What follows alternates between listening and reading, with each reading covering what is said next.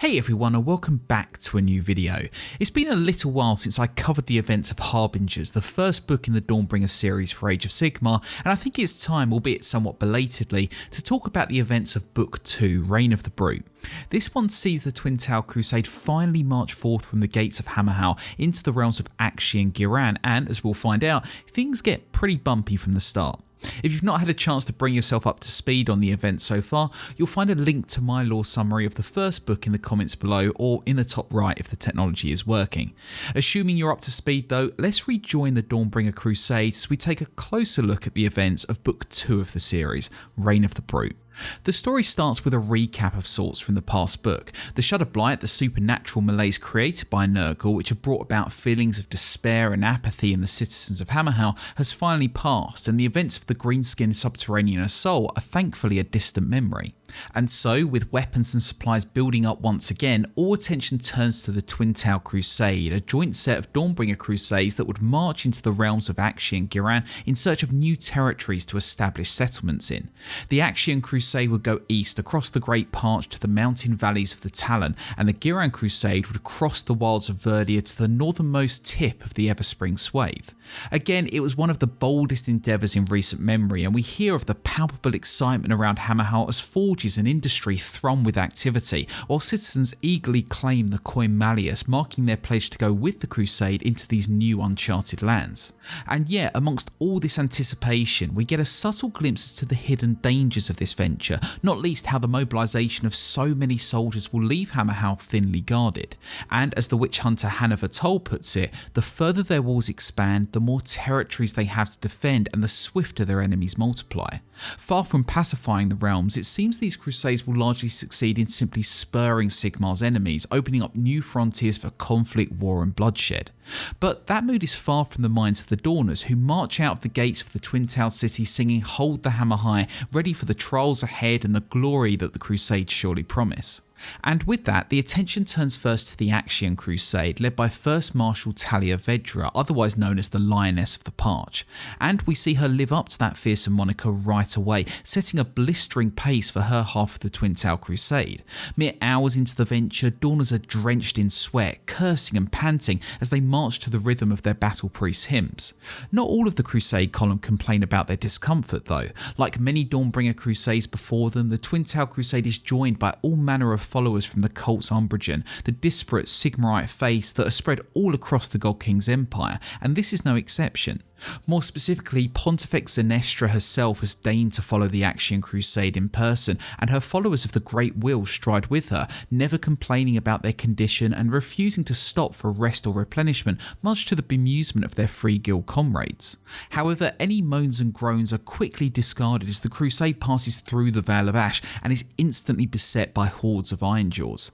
Ever the practiced drill commander though, Vedra orders her soldiers to form up in rank and file, presenting a solid wall of shield and sword to the brutish Uruks, and as they close the distance, cannon and gunpowder roar, blasting away hundreds of the beasts with each volley. Yet, ever true to their infamous mentality, the Ironjaws barrel on, and the front line of the battle soon becomes a chaotic melee of swords, shields, hackers and dismembered limbs. Vedra quickly decides that the swiftest way to overcome the Uruks and to get the crusade moving again is to find their leader, Groklord the Ripper, and slay him. So, rising above the battle on her Manticore Infernadine, the First Marshal sights the mega boss and crashes into him, smashing him to the floor and impaling him with Infernadine's stinger again and again. A roar of victory rises from the ranks of the crusade as Vedra lifts Groklord's severed head aloft, and within a few hours the remaining Uruks are put down, marking the first victory of the Aqshy Crusade. And yet soon grim news reaches Vedra's ear. No sooner had the crusade marched forth than a great Khornate host surged out of the wilds and laid siege to the city. Worse still, sights of Skaven emerging from the catacombs are also reported, putting at risk the very forges the Twin-Tailed Crusade would need to fuel its conquest of the realms. And so Vedra decides to turn about and take a significant portion of the crusade back to Hammerhal, hoping to relieve the city before it suffers too greatly. In her stead, she leaves the remaining part in the command of Free Guild Marshal Derridon Malcorn, an expert in Castellite warfare and a capable and confident commander. The story then shifts somewhat and we get a glimpse into the origins of one of the major characters of this book, Trugg the Troggoth King, a creature from the Age of Myth that has been slumbering for centuries. In that time, communities and tribes gather around the Behemoth, some worshipping him as a forest deity and others an ancient shrine, one even going as far as to build an enormous arcane device onto his back. However, none of that even stirs the Troggoth from his sleep, and so he rests on unknowing of what is happening around him. What does disturb him, however, is the culmination of the Year of the Beast and Alarielle's magical efforts to cleanse her realm of Nurgle's pestilence, both infusing Trugg with a surge of vital energy that gradually stirs his creaking bones. However, this still doesn't fully wake the Troggoth, who continues to sleep until Braggett Bigtalker, who you will recall from Book 1, stumbles across his dank hold and, seeing an opportunity to cause a right mess for the Humies he despised, creates a huge racket that finally wakes Trugg up. Needless to say, Trugg isn't too pleased, smashing away at everything around him, including the arcane device on his back, and chases Braggett through a realm gate to Aqshy, where he eventually emerges onto the vastness of the Great Parch. By this point, Trugg's head is in agony, largely because the arcane device makes him incredibly sensitive to the magical ley lines that infuse the realms, and so when smashing his head fails to clear his pain, he heads straight towards the most powerful arcane beacon he can find, committed to smashing it and everything that stands in his way. Turning back to the Aqshy and Crusade, Marshal Derridon Malcolm confidently picks up the reins of command and slowly realises that the Crusade is not only afflicted by violent threats, but also political and ideological tensions too. The Dawners are understandably downtrodden that Vedra has left the Crusade, and Pontifex Zenestra and her will priest step in to guide those disgruntled soldiers. At first they simply preach more intensely, speaking against those who would shirk and malinger lazily when Sigmar's cause calls to them. But soon they begin to instill their dogmatic beliefs more firmly. Wills, a sacred emblem of Zenestra's cult and a symbol of constant circular progress, begin to be ripped off of carts, steam wagons and any other carriage by devout mobs of flagellants who see such tools as blasphemy, forcing the Dawners to carry what they can on foot and trudge onwards. But despite the obvious difficulties you would expect that to cause, Malcolm is astounded to see that more and more of his warriors flock to Zenestra's sermons and join the mobs in removing other wills from the rest of the carriages and trains. Even more so, the newly found zealotry of the rank and file troops allows the crusade to surge on faster than ever before, chanting the will priest hymns and placing Zenestra in a newly found position as a spiritual head to the crusade. Eventually, the energised Dawners arrive at the city of Trucebreak, a frontier strongpoint west of the Adamantine chain. Notably, the bastion is built on a rich vein of Acthosite, a potent magical substance filled with fiery energy. It was hoped the crusade would have a few days to rest, repair and replenish supplies, but even despite their zealous motivation, the Dawners would find no respite in the end. The soldiers find the citizens of Trucebreak in a panic and, when pointed to the horizon, see why they have reason to be. Over the foothills of the Adamantine chain march a massive host of Troggoths, Grots and giant spiders, and, lumbering slowly at their head, the looming antlered form of Trugg. Instantly, Marshal Malcolm commits to engaging the horde in open terrain, where his free guild formations could play to their advantages and bring their Iron World war machines and elite cavalry to bear. And despite attempts by Zenestra to sway his mind, he takes his forces through Trucebreak's gates to confront the tide of destruction. For all intents and purposes, the battle goes well at first. Malcolm uses his Castellite formations to form an impenetrable line of swords, guns and cannons that tear through the enemy vanguard and allow the Dawners to push back the foe again and again. Sensing victory, the Marshal gives the order to charge and surges forward with his cavalry, and it's at that point that the battle turns against them. Immediately, Malcolm's charge leaves his cannons vulnerable to a flanking attack by a mad mob of squig-riding grots, who quickly follow into the rear of his Fusilier formations, causing absolute havoc. And quickly after, the bellowing roar of Trugg himself is heard as the Troggoth King lowers his head and charges, antlers first, into the gleaming hull of one of the Crusade's cogforts. The battle soon becomes a frenzied free-for-all, and the Castellite formations that had held the sway of the battle until that point fall apart. Malcolm can only sound the retreat and flees back towards the gates of Trucebreak as Troggoths, Grots and Spiders devour entire units of his army at a time. Eventually, he and the survivors make it back, but this failed gambit breaks the spirit of the Marshal and the faith of his soldiers, who sit on the verge of panic. However, Zenestra steps up, calm and serene as ever, and orders the crusade to prepare to move out. Her plan is a simple one. The downcast marshal, keen to restore his honour and redeem himself, would lead a small force of wounded soldiers and zealous flagellants, holding the gates and walls of Trucebreak for as long as possible while the Crusade force would break east for the narrow canyons known as the Ember Passes. The marshal sets about his task, and as the hordes of grots boil up over the walls, those remaining soldiers blast them away with anything they have to hand: handguns, crossbows, and even the potent molten magics of the alchemite warforgers. However, Trugg himself then bowls through the front gates, smashing the doors and soldiers alike into shattered ruins. The marshal knew this moment would come, and saying a final prayer to Sigmar, he detonates a wagon of gunpowder at the centre of the strongpoint. Trucebreak erupts into flame, and thousands of grots are sent hurtling like meteors into the night as the entire town explodes in a fireball that lights up the landscape for miles around. But even then, it still isn't enough. To the horror of the retreating Dawners, the flaming form of Trugg looms out of the ruins of Trucebreak, and soon the remaining parts of the Crusade are beset by hordes of squigs, spiders, grots and troggoths who pick apart the stragglers and drag them screaming into the night. It's at this dire moment that Zenestra calls upon her divine abilities. Her whole body begins to glow, and uttering the words, "The wheel shall ever turn," beams of blinding light strike out, infusing the Crusaders with a spiritual warmth and incinerating any greenskin or troggoth they touch. Then, summoning a giant evocation of the Great Will itself, Zenestra smashes Trugg to the ground and crushes any of his horde that fail to flee from its path. This is the brief moment the Aqshians need, and ordering her most zealous flagellants to charge into the scattered host to hold them at bay, Zenestra uses the Great Will one last time to bring the walls of the chasm entrance down, crushing everything and allowing the Crusade to finally escape their pursuers. Later, Trugg crawls from the rubble and roars in frustration, a feeling only intensified by the fact that smashing apart Trucebreak has done nothing to quell the pain inside his own head. And with that, we turn away from the Aqshian Crusade and towards the Ghyranite one. This is a very different type of crusade from their counterparts. Whereas the Aqshian one possesses an immense amount of artillery and firepower, the Ghyranite one instead leans on raw manpower, the realm offering a steady stream of recruits which could navigate the terrain far better than their sturdy war engines. At the head of the crusade is Marshal Isilla Thorian, who sets about a slow and steady advance through the forests of Ghyran, led by the insights of her Wildercorp scouts and the Jade battle mages of the Greencloak Circle. And that insight shows its value straight from the offset of the crusade, as the Dawners are forced to tread through knee-deep mires and thorny beds of the Mosshorn Fens. As with Aqshy, the conditions are terrible, and the Dawners struggle to keep their spirits high as the duel of reigns between Ilario and Nurgle continues to drench everything and everyone. And then it gets worse. Hosts of Blight Lords riding their disgusting rotflies descend on the crusade, lopping off heads of those who aren't quick enough to duck and cover.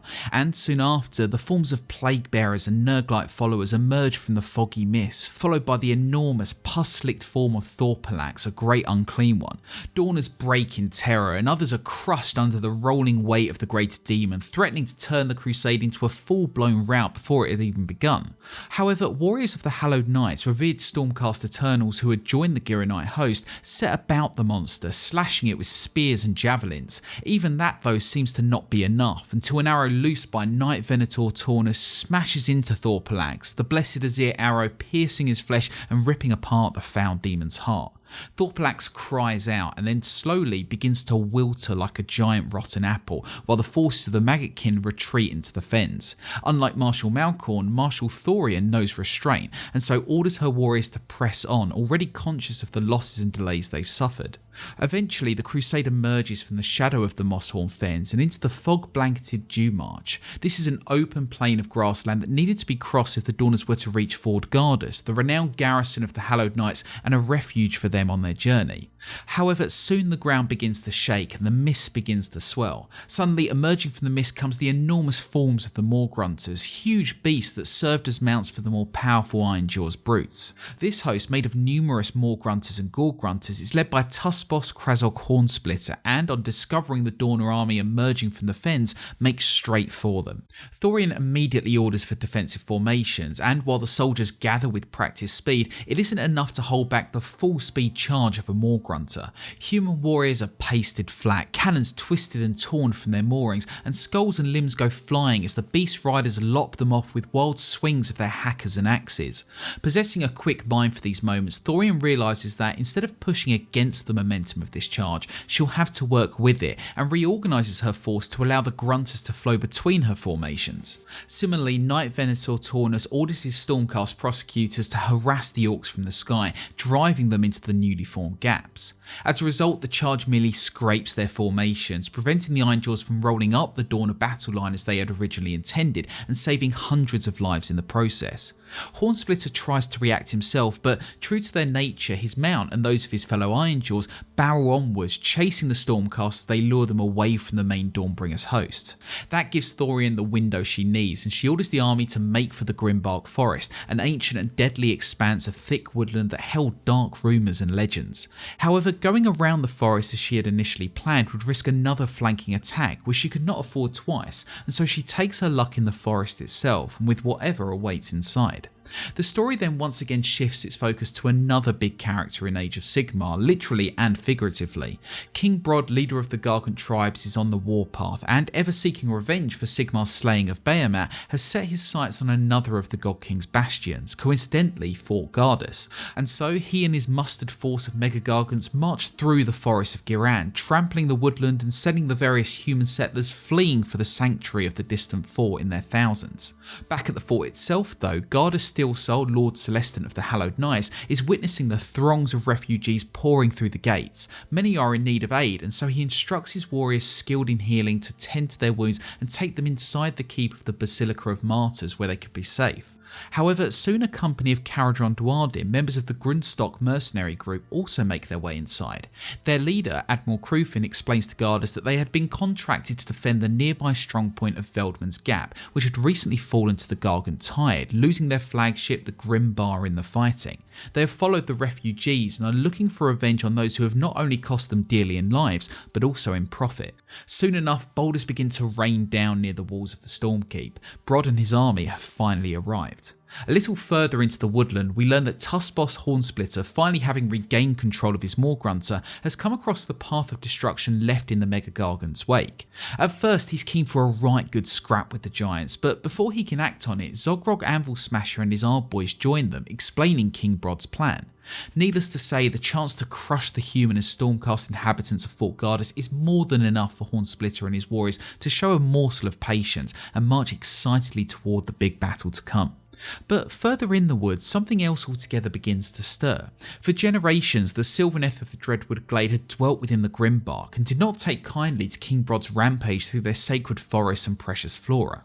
Incensed by the atrocity, Spite Revenants and Dryas throw themselves at the Gargants, only to be swatted down like mere insects, broken apart and shredded into gore and mere kindling.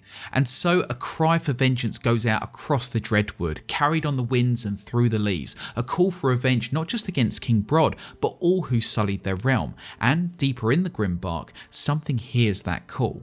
Meanwhile, the Ghyranite Crusade is struggling to make progress through the forest, hampered by the terrain and the perpetual low mood of the soldiers. And yet, thanks to their contingent of Jade Wizards, the Dawners do slowly but surely carve a path through.